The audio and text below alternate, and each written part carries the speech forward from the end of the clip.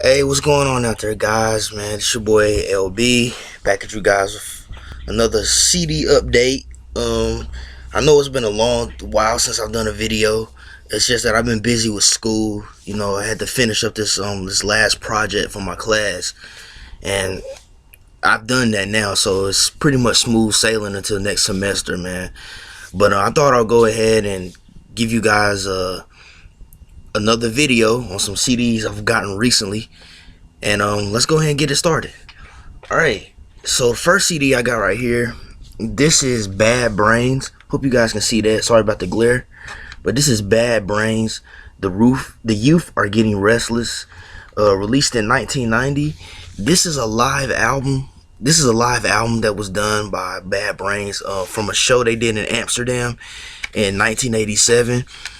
And it pretty much includes pretty much all the classic Bad Brain songs just live. It's got Rock for Life, Right Brigade, House of Suffering, Band in DC, Pay to Come. It's got all those songs on here, and it's also got a few covers. A song called Day Tripper, which I think is a Beatles cover. But for the most part, man, really good live album. It's just amazing to hear these guys live, man, especially hearing Dr. No's guitar solos. I mean, to me, these guys sound live the way they sound in the studio, man, which I think is a good thing. But one of the best live albums I've heard in a long time. So if you come across this, hey, don't hesitate to pick it up. Great music, man. Alright, so next CD I have is Def Leppard, On Through the Night, released in 1980. This is the band's first album. For those of you guys who may not know who Def Leppard is, they're a heavy metal band from Britain, well, England, Sheffield, England. This is their first album, like I said, and this has to be the heaviest album I've ever heard from Def Leppard. This is the heaviest album I've heard from Def Leppard, man. Like, the music is just really raw and really energized, a little bit in your face, but at the same time you can still hear like the kind of catchy hooks, the harmonies that's made Def Leppard famous, what made the band what they are today. But like I said, man, it's really heavy. It's a straight up heavy metal album. There's only one song here that's sort of like a ballad, and that's a song called Sorry As a Woman. But for the most part, man, these guys just rock out. You know what I'm saying? Great heavy metal music. If you're somebody that's interested in hearing early Def Leppard, before Pyromania or Hysteria or whatever, definitely check this out, man. You won't be disappointed. Alright, next CD is I have another Def Leppard. This is High and Dry, released in 1981. This is the band's second album. This was the record that really where the band started to gain some attention internationally in America. The first album, the previous album, On Through the Night, I mean, it had some good hits, but it didn't really break into America like this album or Pyromania or Hysteria. But this was the beginning of the band really transitioning to more of a commercial sound.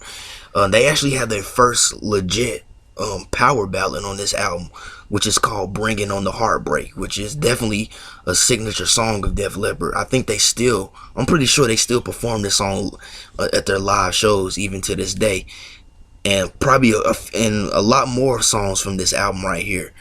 They don't really perform a lot of songs from their first album except for Rock Brigade every now and again. But yeah, High and Dry was the beginning of the band really to transition to more of what is known as glam metal. Because as I was reading about this album, it actually said that this record was very significant because it set the standard to what would be later known as glam metal. And we all know that, eventually by the time Hysteria came along, Def Leppard had made that full transition into that genre, man. But still, this album is still heavier than the later music that they done. But it's not as heavy as the first album. You can tell the difference, but still a good heavy metal album. Check it out. Alright, next CD. This is INXS with Shoobah. released in 1982, man. This is INXS's third album. INXS, we all know they are a Australian band. I think they're from Wales. Yeah, they're from Wales. But real popular back in the late 80s. They're probably best known for the song called "Need You Tonight." I'm sure a lot of you out there have heard that song. That's really one of their biggest hits, man. But this is their early career when they were more post-punk, new wave, and great music, man. Great music. Of course, Michael Hutchence. Yeah, he's still the lead singer. He was always the lead singer, and just great music, man. They do have some hits on this album, such as "To Look at You." I think "Black and White" was also a single. "Don't Change." "Don't Change" is actually that song. "Don't Change" is actually featured on Vice City Stories. If any of you have ever played that game, that song is featured on the Flash FM radio station. But yeah, this, if you're somebody that's in the early 80s new wave post-punk, definitely check this out, and definitely check out INXS's early stuff, man, because it's good music, man. A lot of people just know the stuff they did in the late 80s and early 90s, man, but check out their early 80s stuff, man. Really good music. But yeah, Shabooh, Shoobah. It's kind of hard to pronounce that, man, but it's a really good album. Okay, next CD I have, this is The Roots Come Alive, released in 1999, man. This is a live album by The Roots. Great music, man. Basically, it's just live performances from their most recent album at that time, which was Things Fall Apart. Even a few songs from their previous records too, such as wait a minute, what's that? Oh, sorry about that. Yeah, Mellow My Man and stuff like that. Proceed from the first album.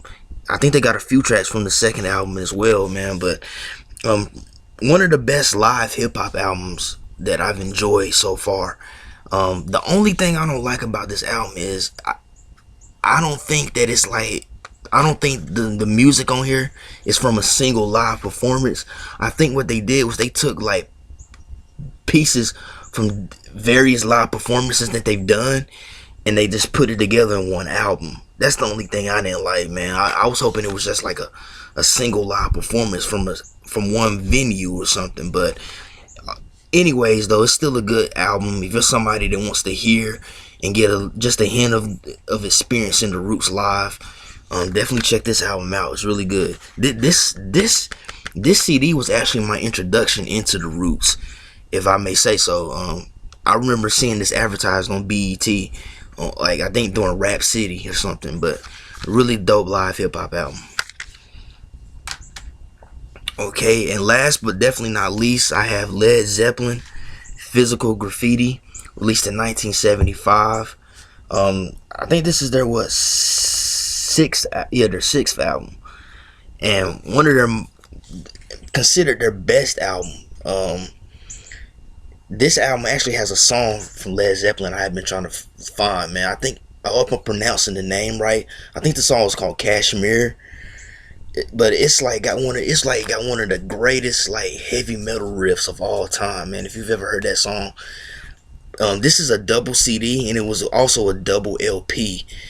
The band, a lot of the songs on the first disc were they were pretty long. Like there's one song in there called "In My Time of Dying," which is a cover song. It's a cover of a blues song.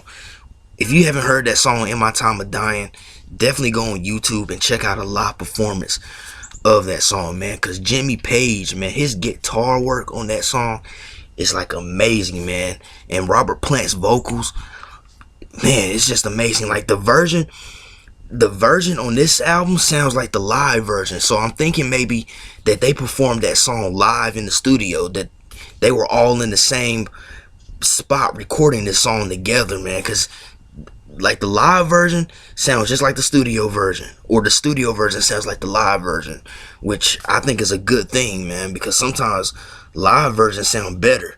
But if you haven't heard that song "In My Time of Dying," man, check that song out, man. Like I'm telling you, Jimmy Page, man, his guitar, man, his slide guitar on that song, man, it's just so amazing, man. I don't mean to go on and on about that, man, but it's just an amazing song, man. I listen to it all the time.